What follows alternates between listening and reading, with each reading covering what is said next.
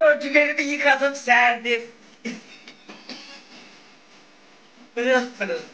Dün akşam bu arada koltuk örtülerim yok ki uzandım birazcık. Bozuldu yazdım. Baksana daha yüzüne yazdım.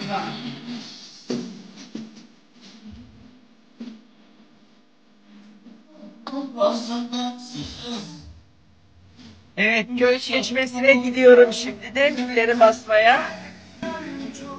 Maltepe'nin göbeğinde denize karşı metropol bir kentte köy çeşmemiz var. Güllerimizi basıyoruz efendim. Hopla gel, hadi gel gel. Herkes kendi dünyasında mutlu. Ben de dünyamda mutluyum. Dallarda neşeyim, evinizde neşeyim. Her parkta bir köşeyim. Ben gidi kızım.